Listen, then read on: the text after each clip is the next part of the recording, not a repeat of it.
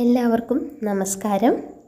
Virtual vibes the Litt ലാൻഡേണിൻ്റെ പുതിയൊരു വീഡിയോയിലേക്ക് എല്ലാവർക്കും സ്വാഗതം. ഇന്ന് പ്രധാനമായും ഈ വീഡിയോ ചെയ്യുന്നത് നാളത്തെ പ്രത്യേകതയെക്കുറിച്ച് പറയാനാണ്. അതായത് ഫെബ്രുവരി 21 ജാനകി ജയന്തിയാണ്. ജാനകി ജയന്തി അല്ലെങ്കിൽ നമുക്ക് ജാനകി അഷ്ടമി എന്ന് വിളിക്കാം. ഫാൽഗുന മാസത്തിലെ കൃഷ്ണപക്ഷത്തിലെ അഷ്ടമി തിഥിയിലാണ് ജാനകി ജയന്തി, അതായത് സീതാദേവിയുടെ ജന്മദിനം നമ്മൾ ആചരിക്കുന്നത്. ഫാൽഗുന മാസത്തിലെ കൃഷ്ണപക്ഷ അഷ്ടമിയാണ് നാളെ. അപ്പോൾ ഫാൽഗുന മാസത്തിലെ കൃഷ്ണപക്ഷത്തിലെ അഷ്ടമിയെയാണ്, അതായത് 8ാം ദിവസത്തെയാണ് ജാനകി ജയന്തി എന്ന് പറയുന്നത്. ജാനകി ജയന്തി അഷ്ടമിയിലായതുകൊണ്ടാണ് ജാനകി അഷ്ടമി അല്ലെങ്കിൽ സീതാ അഷ്ടമി എന്ന് വിളിക്കുന്നത്. ഇത് സീതാദേവിയുടെ ജന്മദിനമാണ്. ആണ്ടുപിറന്നാൾ എന്ന് പറയില്ലേ, അതാണ്. പഞ്ചാംഗപ്രകാരം നോക്കുകയാണെങ്കിൽ ഫാൽഗുന മാസത്തിലെ കൃഷ്ണപക്ഷത്തിലെ അഷ്ടമി തിഥി ഫെബ്രുവരി 20, അതായത് ഇന്ന് വ്യാഴാഴ്ച രാവിലെ 9:58 മുതൽ നാളെ ഫെബ്രുവരി 21 വെള്ളിയാഴ്ച രാവിലെ 11:58 വരെയാണ്. അഷ്ടമി തിഥിയുടെ സൂര്യോദയം ഫെബ്രുവരി 21 വരുന്നത്. അതുകൊണ്ടാണ് ജാനകി അഷ്ടമി അല്ലെങ്കിൽ സീതാഷ്ടമി അല്ലെങ്കിൽ ജാനകി ജയന്തി എന്ന് പറയുന്നത് ഫെബ്രുവരി 21 വെള്ളിയാഴ്ച ആചരിക്കുന്നത്. സീതാ അഷ്ടമി എന്നറിയപ്പെടുന്ന ജാനകി ജയന്തി സീതാദേവിയെ ആദരിക്കുന്ന ദിവസമാണ്. ദേവിയുടെ ജന്മദിനമാണ്. ഭക്തർ സന്തോഷത്തിനും സമൃദ്ധിക്കും വേണ്ടിയിട്ട് ദേവിയുടെ അനുഗ്രഹം തേടുന്ന ദിവസമാണ് നാളെ. ഭൂമിയുടെ പുത്രി ആയതുകൊണ്ട് തന്നെ കർഷകർക്കും കർഷക മേഖലയുമായി ബന്ധപ്പെട്ടിട്ടുള്ള എല്ലാവർക്കും ഏറ്റവും ഇമ്പോർട്ടൻ്റ് ആയിട്ടുള്ള ഒരു ദിവസം തന്നെയാണ് നാളെ. പറഞ്ഞു വരികയാണെങ്കിൽ നമ്മളെല്ലാവരും കാർഷിക മേഖലയുമായിട്ട് ബന്ധപ്പെട്ടിട്ടുണ്ട്. ഡയറക്റ്റ് അല്ലെങ്കിൽ ഇൻഡയറക്റ്റ് ആയിട്ട് ഓരോരുത്തർക്കും അതിൽ ബന്ധമുണ്ട്. അതായത് ഓരോരുത്തർക്കും നാളത്തെ ദിവസം എന്ന് പറയുന്നത് അന്നപൂർണേശ്വരിയെ പൂജിക്കുന്നത് പോലെ തന്നെ നാളത്തെ ദിവസം എന്ന് പറയുന്നത് അത്രയും പ്രാധാന്യം ഉള്ളത് തന്നെയാണ്.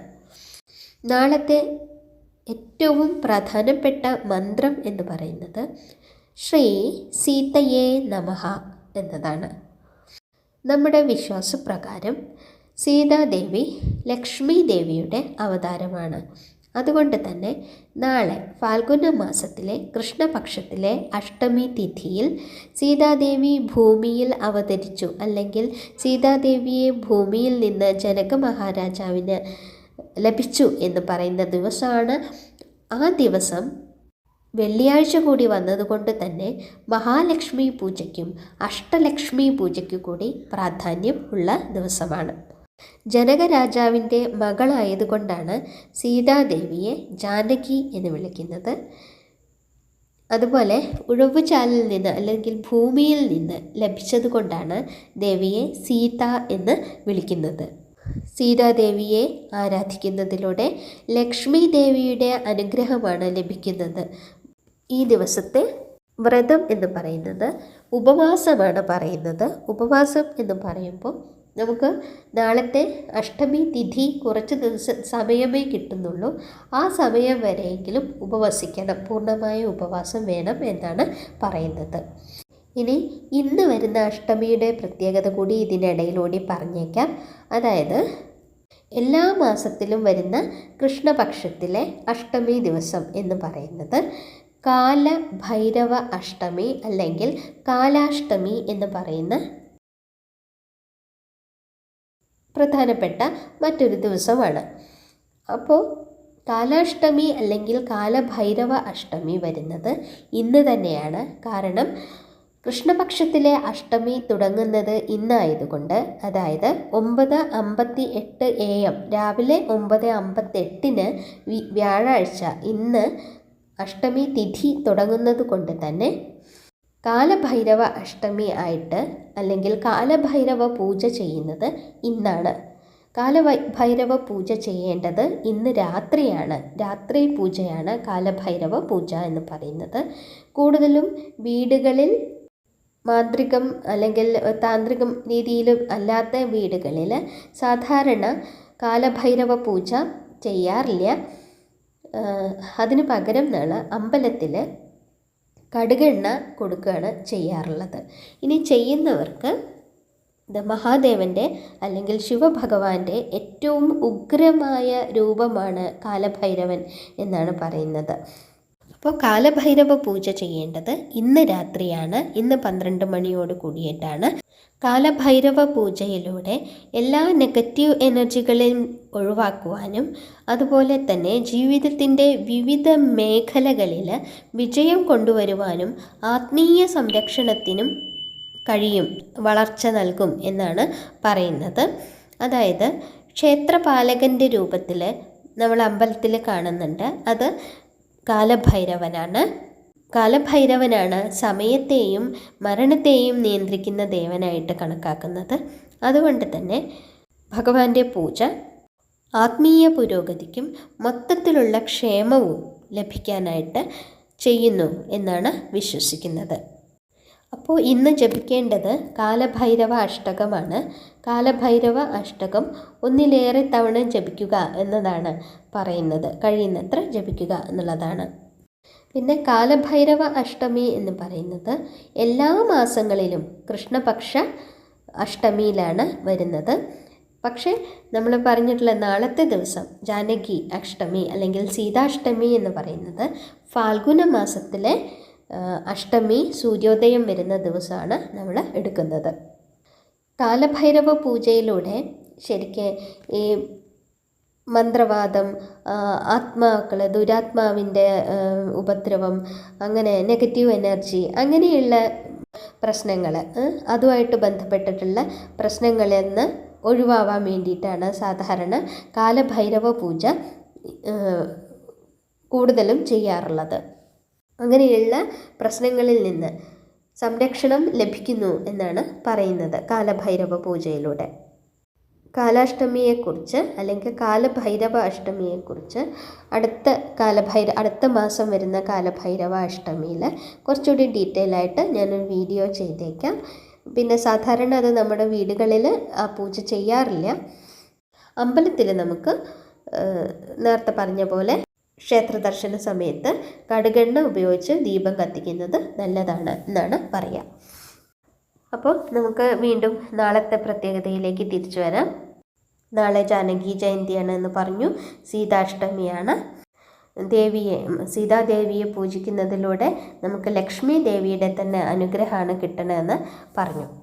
അപ്പോൾ വെള്ളിയാഴ്ച 11:57 AM വരെയാണ് അഷ്ടമി തിഥിയുള്ളത്. അപ്പോൾ 11:57 AM മുമ്പായിട്ട് ദേവി പൂജ, ജാനകി പൂജ ചെയ്ത് തീർക്കണം എന്നാണ് പറയുന്നത്. പിന്നെ നാളെ വൈകുന്നേരം വെള്ളിയാഴ്ച ആയതുകൊണ്ട് തന്നെ നമുക്ക് സാധാരണ പോലെ മഹാലക്ഷ്മി പൂജ അല്ലെങ്കിൽ അഷ്ടലക്ഷ്മി പൂജ ചെയ്യാം. അത് വൈകുന്നേരം. പക്ഷേ ദേവിയുടെ പൂജ, സീതാദേവിയുടെ പൂജ അല്ലെങ്കിൽ സീതാ അഷ്ടമി എന്നുള്ള രീതിയിലുള്ള പൂജ അത് രാവിലെ തന്നെയാണ് ചെയ്യേണ്ടത്. പൂജാവിധി എന്താണെന്ന് നോക്കാം. അത് രാവിലെ എഴുന്നേറ്റ് കുളിക്കണം. സാധാരണ എല്ലാ പൂജകൾക്കും പറയുന്ന പോലെ തന്നെ അത് രാവിലെ എഴുന്നേറ്റ് കുളിച്ച് വൃത്തിയുള്ള വസ്ത്രങ്ങൾ ധരിക്കുക.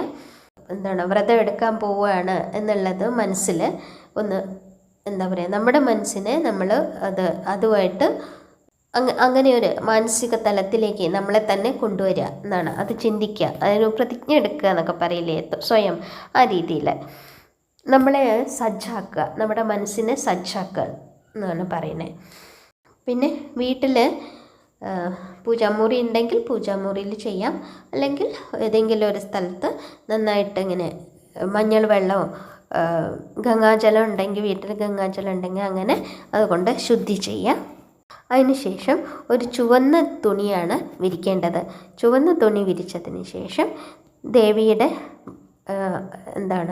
രൂപം, ഫോട്ടോയോ അങ്ങനെ എന്തെങ്കിലും ഉണ്ടെങ്കിൽ അത് വയ്ക്കുക. ചിത്രങ്ങൾ വിഗ്രഹം ഉണ്ടെങ്കിൽ വിഗ്രഹം വയ്ക്കുക. അല്ലെങ്കിൽ ശ്രീരാമദേവനോടൊപ്പമുള്ള സീതാദേവിയുടെ ഫോട്ടോ വയ്ക്കുക. അതിനുശേഷം പറയുന്നത് നമ്മുടെ കുങ്കുമം ഉണ്ടല്ലോ, കുങ്കുമം എന്ന് പറഞ്ഞാൽ ചിലപ്പോൾ ഇനി കുങ്കുമപ്പൂവാന്ന് വിചാരിക്കേണ്ട, സിന്ദൂരമാണ് ഉദ്ദേശിച്ചത്. സിന്ദൂരം വയ്ക്കുക. പിന്നെ അരി വെക്കണം. അതേപോലെ അരി എന്ന് പറയുമ്പോൾ ഉണക്കല്ലരി ഉണ്ടെങ്കിൽ ഉണക്കല്ലരി വയ്ക്കുക, അല്ലെങ്കിൽ പച്ചരി വയ്ക്കുക. ദെൻ പൂക്കളും സമർപ്പിക്കുക. നെയ്വിളക്ക് കൊളുത്തി വയ്ക്കുക.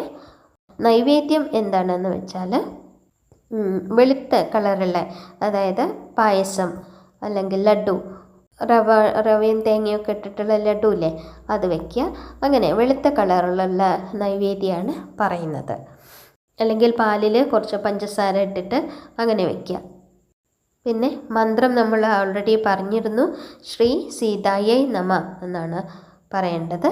അല്ലെങ്കിൽ അടുത്ത മന്ത്രം എന്ന് പറയുന്നത് ഓം ജാനകി വല്ലഭായ നമ, ശ്രീരാമചന്ദ്രായ നമ, ശ്രീരാമായ നമ, ശ്രീ സീതാരാമായ നമ. ഇത്രയാണ് നാളെ ജപിക്കേണ്ട മന്ത്രങ്ങൾ എന്ന് പറയുന്നത്.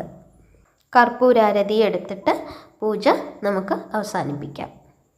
എന്നിട്ട് അതിനുശേഷം പ്രസാദം വിതരണം ചെയ്യണം എന്നാണ് പറയുക. പ്രസാദം കൈക്കൊണ്ടതിന് ശേഷം, പൂജയ്ക്ക് ശേഷം കുറച്ച് നേരം പ്രസാദം അവിടെ വെച്ച് അതിനുശേഷം പ്രസാദം എടുത്തിട്ട് നമ്മൾ കുടുംബാംഗങ്ങൾക്കിടയിൽ അത് വിതരണം ചെയ്യണം എന്നാണ് പറയുക. പിന്നെ ഓരോ പൂജ ചെയ്യുമ്പോഴും നമ്മളിൽ പറ്റുന്ന തെറ്റുകുറ്റങ്ങൾ ക്ഷമിക്കണേ ഈശ്വര എന്ന് പറഞ്ഞിട്ട് ക്ഷമായാചന മന്ത്രം നമ്മൾ ഓൾറെഡി ഒരു വീഡിയോ ഇട്ടിട്ടുണ്ട്. അപ്പം നമുക്ക് മലയാളത്തിൽ ആത്മാർത്ഥമായിട്ട് ഹൃദയത്തിൽ തൊട്ടിട്ട് നമുക്ക് പ്രാർത്ഥിക്കുമ്പോൾ ഇങ്ങനെ പറയാം. മന്ത്രങ്ങൾ ഓർമ്മ നിൽക്കണില്ലെങ്കിൽ അങ്ങനെ പറയാം. ഭക്തയാണ്, അതുകൊണ്ട് തന്നെ ദേവനെ പൂജിക്കണം എന്നുണ്ട്. അപ്പോൾ ഞാൻ ആ പൂജ ചെയ്യുന്നതിൽ എന്തെങ്കിലും തെറ്റ് വരുന്നുണ്ടെങ്കിൽ എന്നോട് ക്ഷമിച്ച് എൻ്റെ പൂജ കൈക്കൊള്ളണേ ഭഗവാനെ എന്ന് ആത്മാർത്ഥമായിട്ട് നമുക്ക് പ്രാർത്ഥിക്കാം. പക്ഷെ മന്ത്രങ്ങളുടെ കാര്യം എന്ന് പറയുന്നത് നമ്മൾ ഈ സ്വിച്ച് വേർഡ്സൊക്കെ പറയില്ലേ, അതേപോലെ ഓരോ അക്ഷരങ്ങൾ കൂടിച്ചേരുമ്പോൾ അതിനൊരു പവർ കൂടുതൽ വരുന്നുണ്ട്. നമുക്ക് സാധാരണ രീതിയിൽ പ്രാർത്ഥിക്കാൻ പറ്റും, അത് പ്രാർത്ഥനയാണ്. അതേപോലെ തന്നെ ഒരു പവർഫുൾ പ്രാർത്ഥന നമുക്ക് വേണമെങ്കിൽ പറയാം മന്ത്രങ്ങളെ. അതാണ് മന്ത്രങ്ങളുടെ പ്രത്യേകത. മന്ത്രങ്ങൾ ഓർമ്മ നിൽക്കണില്ലെങ്കിൽ മാത്രം നമുക്ക് മറ്റു രീതിയിൽ പറഞ്ഞാലും ഈശ്വരൻ കൈക്കൊള്ളും കേട്ടോ. പിന്നെ പൂക്കൾ സമർപ്പിക്കുക എന്ന് പറഞ്ഞു. പൂക്കൾ എന്ന് പറയുന്നത് എപ്പോഴും മഞ്ഞ നിറത്തിലുള്ള പൂക്കളാണ് നാളത്തെ പ്രാധാന്യം പറയുന്നത്. അതേപോലെ നമ്മൾ മഞ്ഞ വസ്ത്രങ്ങൾ ഇടണം എന്നാണ് പറയുക. ദേവിക്ക് മഞ്ഞ വസ്ത്രം കൊടുക്കണം. പീഠം വെച്ചിട്ടുള്ളത് ചുവന്ന തുണിയിലാണ്, പക്ഷെ നമ്മൾ ദേവിക്ക് അർപ്പിക്കുന്നത് അത് മഞ്ഞ വസ്ത്രങ്ങളായിരിക്കണം എന്നാണ് പറയുക. പിന്നെ പഴങ്ങളാണെങ്കിലും മഞ്ഞ കളറ്, ഓറഞ്ച് കളറുള്ള പഴങ്ങൾ അർപ്പിക്കുക എന്നാണ് പറയുന്നത്. അതേപോലെ മധുര പലഹാരങ്ങൾ വരുമ്പോൾ വെള്ള, ലൈറ്റ് യെല്ലോ കളറുള്ള ആണ് സമർപ്പിക്കേണ്ടത്. നെയ്വിളക്കാണ് വെക്കേണ്ടത്. പിന്നെ സിന്ദൂരം ഏറ്റവും ഇമ്പോർട്ടൻ്റ് ആയിട്ടുള്ള ഒരു സമർപ്പണമാണ് ദേവിക്ക്. പിന്നെ എപ്പോഴും നാളെ രാവിലത്തെ പൂജയാണ് ഈ പറയുന്നത്. അതുകൊണ്ട് തന്നെ ഭക്ഷണം കഴിക്കുന്നതിന് മുമ്പ് പൂജ പൂർത്തിയാക്കുക എന്നുള്ളതാണ് ഏറ്റവും സീതാഷ്ടമിയിൽ വരുന്ന ഇമ്പോർട്ടൻസ്. മിക്കവാറും എല്ലാ വ്രതങ്ങളും അങ്ങനെ തന്നെയാണ്. അപ്പോൾ ഭക്ഷണം കഴിക്കുന്നതിന് മുമ്പ് പൂജ പൂർത്തിയാക്കണം. ഉപവാസം എടുക്കാത്തവരുടെ കാര്യമാണ് പറയുന്നത്. ഇനി നാളത്തെ വ്രതകഥ നമുക്ക് എല്ലാവർക്കും അറിയുന്ന കഥ തന്നെയാണ്. അതായത് മിഥിലയിലെ രാജാവായ ജനക മഹാരാജാവിൻ്റെ രാജ്യത്ത് കടുത്ത ക്ഷാമം ഉണ്ടായിരുന്നു.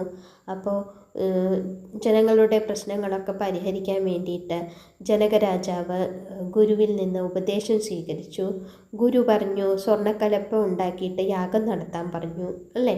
എന്നിട്ട് യജ്ഞം നടത്തി. യജ്ഞത്തിനു ശേഷം ജനക മഹാരാജാവ് കലപ്പ ഉപയോഗിച്ചിട്ട് നിലം ഉഴുതുമറിച്ചപ്പോഴാണ് ഒരു നവജാത ശിശുവിനെ മൺപാത്രത്തിൽ കിട്ടിയത്. അതായിരുന്നു സീതാദേവി. അപ്പോൾ ജനക മഹാരാജാവിന് മക്കളില്ലാത്തതുകൊണ്ട് ദേവി ആ കുട്ടീനെ, ആ കിട്ടിയ നവജാത ശിശുവിനെ തൻ്റെ മകളായിട്ട് സ്വീകരിക്കുകയാണ് ഉണ്ടായത്. അങ്ങനെ കിട്ടിയ ദിവസത്തിനെയാണ് നമ്മളിപ്പോൾ സീതാദേവിയുടെ ജന്മദിനമായിട്ട് ആചരിക്കുന്നത്. അതായത് ഫാൽഗുന മാസത്തിലെ കൃഷ്ണപക്ഷ അഷ്ടമിയാണ്, സൂര്യോദയം വരുന്ന അഷ്ടമി. അത് നാളെയാണ് കേട്ടോ. അപ്പോൾ ഉഴുതുമറിച്ച ഭൂമിയിൽ നിന്ന് കിട്ടിയതുകൊണ്ടാണ് ആ മകൾക്ക്, ആ കുട്ടിക്ക്, പെൺകുട്ടിക്ക് സീത എന്ന് പേരിട്ടത്. ജനക മഹാരാജാവിൻ്റെ മകളായി വളർന്നുകൊണ്ടാണ് ജാനകി എന്ന് പിന്നെ പിൽക്കാലത്ത് പേര് വന്നത്. അപ്പോൾ ജാനകി ജയന്തി ദിനത്തിൽ മാതാ സീതാദേവിയെ അല്ലെങ്കിൽ മാതാ ജാനകിയെ ആരാധിക്കുന്നവർക്ക് ഐശ്വര്യം ഉണ്ടാവും എന്നാണ് വിശ്വാസം. അപ്പോൾ ഇത്രയാണ് പറയാനുള്ളത്. ഇത് പെട്ടെന്ന് പറയാൻ കാരണം പൂജ ചെയ്യേണ്ടത് നാളെ രാവിലെയാണ്. കാരണം 10:57 ആകുമ്പോഴത്തേക്ക് നമ്മുടെ അഷ്ടമി തിഥി കഴിയാണ്. അപ്പോൾ സീതാദേവിയുടെ പൂജ എന്ന് പറയുന്നത് നാളെ രാവിലെ തന്നെ ചെയ്യണം. വൈകുന്നേരത്തെ പൂജ നമുക്ക് മഹാലക്ഷ്മി പൂജ, വെള്ളിയാഴ്ചകളിൽ നടത്തുന്ന മഹാലക്ഷ്മി പൂജ ആയിട്ട് ചെയ്യാം. പക്ഷേ നമുക്കത് അഷ്ടമിയിലേക്ക് എടുക്കാൻ പറ്റില്ല.